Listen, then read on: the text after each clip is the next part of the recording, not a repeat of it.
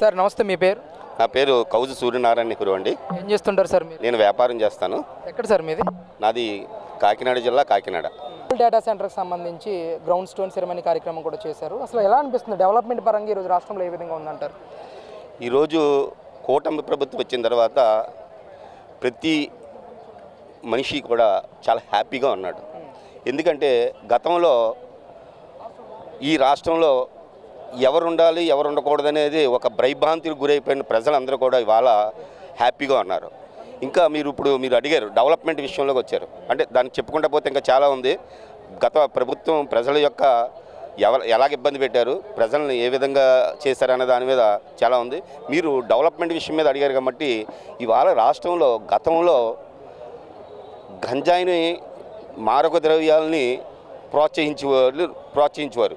ఇవాళ విజన్ అన్న నాయకుడు చంద్రబాబు నాయుడు గారు, లోకేష్ బాబు గారు వచ్చిన తర్వాత ఈ ప్రతి విద్యార్థికి కూడా రేపు రాబోయే కాలంలో వాళ్ళ పిల్ల తరతరాలు బాగుండాలని మంచి హైదరాబాదులో ఎలాగైతే హైటెక్ సిటీ నిర్మించి ఇవాళ ప్రతి ఒక్కళ్ళకి విజన్ అంటే ఏంటనేది తెలియజేసిన నాయకుడు చంద్రబాబు నాయుడు కాబట్టి ఇవాళ అదే పరిస్థితిని ఇవాళ ఆంధ్రప్రదేశ్లో కూడా తీసుకొచ్చే గొప్పమైన నాయకుడు మన చంద్రబాబు నాయుడు గారు అని ప్రతి రాష్ట్రానికి ఏ పెట్టుబడి వచ్చినా ఏ కంపెనీ వచ్చినా కూడా దానికి మూలం దానికి బీజం వేసింది మాత్రం జగన్మోహన్ రెడ్డి గారే. గతంలో వాళ్ళతో మేము ఎంఓయూలు చేసుకున్నాం, వాళ్ళతో మేము మాట్లాడాం, ఈరోజు రాష్ట్రంలోకి వచ్చి పెట్టుబడులు పెడతా ఉన్నారు. కూటమి ప్రభుత్వం కానీ నారా లోకేష్ కానీ చేసింది ఏమీ లేదు అని చెప్పేసి ఆ వైసీపీ నాయకులందరూ మాట్లాడుతున్నారు. దీనికి ఎలాంటి సమాధానం చెప్పి? వాళ్ళకి వైఎస్ఆర్సీపీకి వెన్నతో పెట్టిన విద్య, వాళ్ళకి క్రెడిట్ చోరీ అని వాళ్ళు ఒక సిస్టమ్ పెట్టుకున్నారు. ఏదైనా నేనే చేశాను, బాబాయిని చంపేశాడు చంద్రబాబు నాయుడు చంపేశాడు, అలాగే అక్కనే చెల్లిని అన్యాయం చేసి ఆస్తినంతా దోచేసుకున్నాడు, అది కూడా దాని వెనకాల కూడా చంద్రబాబు నాయుడు గారు, లోకేష్ బాబు ఉన్నారు. ఇలాంటి క్రెడిట్ చోరీ చేసే వ్యక్తి ఏదైనా చెప్పగలడు. వాళ్ళు ఏం చేశారు, మద్యాన్ని దోచుకున్నారు, కొండలను దోచుకున్నారు, అలాగే ప్రజల ఆస్తిని దోచుకున్నారు. ఇలాంటి దోచుకున్నవాడు దొంగవాడు ఎన్నైనా చెప్తాడు. అలాంటి క్రెడిట్ చోరీ చేసే వ్యక్తులు మన రాష్ట్రాన్ని తరుము కొట్టాలని ప్రజలు ఆల్రెడీ డిసైడ్ అయ్యారు. ఈరోజు చంద్రబాబు లోకేష్ క్రెడిట్ చోరీ చేస్తున్నారు జగన్మోహన్ రెడ్డి గారిది అంతా కూడా అని చెప్పి వీళ్ళు మాట్లాడుతున్నారు. ఇప్పుడు గొడ్డలకే గూగుల్కి తేడా తెలియని వాళ్ళు ఎన్నైనా చెప్తారు సార్. నిన్న అంబటి రాంబాబు ఏదో అరిసాడు, మీకు తెలుసో తెలీదో. అతను ఒక ఉన్నతమైన బిఎల్ చేసి ఒక మంచి రాజకీయ నాయకుడికి ఉండి ఏదో ఒక జగన్మోహన్ రెడ్డిని వెనకేసుకు వచ్చే విధంగా మాట్లాడడం వీళ్ళందరికీ పెద్దవాళ్ళకి ఇది కరెక్ట్ కాదు. వాళ్ళకి ఆత్మవిమర్శనం తెలుసు. రాష్ట్రం ఇప్పుడు ఎలాగుంది, రాష్ట్ర అభివృద్ధి ఎలా జరుగుతుంది. ఇవాళ వైజాగ్లో ఏంటది రాజధాని పెడతానన్నాడు. ఇవాళ రాజధాని పెట్టలేదు చంద్రబాబు నాయుడు గారు, రాజధాని అమరావతే. ఇవాళ వైజాగ్ అంతా కూడా అల్లకొల్లోలంగా అయిపోయింది. ఇవాళ ఎన్ని ఫ్యాక్టరీస్ వచ్చాయి, ఎంత ఇన్కమ్ వచ్చింది, అవన్నీ కూడా ప్రజలు గమనిస్తున్నారు సార్. ప్రజలు గమనిస్తున్నారు. ప్రతి విద్యార్థి కూడా గతంలో లాగా బ్రాందీ షాపుల దగ్గర పనిచేయడానికి కానీ, ఏదో బాత్రూముల దగ్గర పనిచేయడానికి కానీ ఎవరూ కూడా లేరు.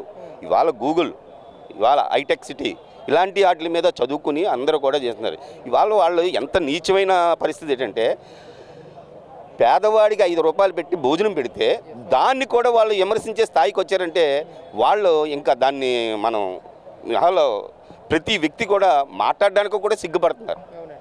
అంటే ఇదంతా కూడా రాజకీయ లబ్ధి కోసం చేస్తూ ఉన్నారు, పేదవాడి దగ్గర ఇంకా దోచుకుంటూ ఉన్నారు అన్న క్యాంటీన్లు పెట్టని చెప్పేసి కూడా మరి ఈ విధమైన ఆరోపణలు వస్తూ ఉన్న తరుణంలో దీన్ని ఎలా చూస్తారు అసలు? సార్, పేదవాడికి మనం దోచుకోవడానికే 5 రూపాయలకి అన్నం పెడుతున్నాం. నువ్వు గతంలో ఏం చేసావు? ఉన్న క్యాంటీన్ తీసేసావు, ఏం చేసావు? కొండలు పిండిలు చేసావు, జియో 22 తీసుకొచ్చావు, ఆస్తులన్నీ కబ్జా చేసావు. ఇవాళ అమరావతిని ఆ రోజు 36,000 ఎకరాలు సరిపోదని చెప్పి దాన్ని బీడు భూమి కింద తయారు చేసి నువ్వు వ్యవస్థనంతా పాడు చేసావు. నువ్వు ఒక ఇల్లు ప్యాలెస్ కట్టుకున్నావు. నీకు ప్రతి ఓడు కూడా నువ్వు ప్యాలెస్లో నువ్వు ఉండాలి, పేదవాడు పాకలో ఉండాలనే నినాదంతో నువ్వు ముందుకెళ్ళావు తప్ప ఏ విధమైన అభివృద్ధి చేయలేదు. నువ్వు చేసిందల్లా లిక్కర్ స్కాము, భూ స్కాము, గొడ్డల స్కామ్ తప్ప ఉన్నది నువ్వు రాష్ట్రాన్ని ఏ విధంగానూ కూడా అతను అభివృద్ధి చేయలేదు.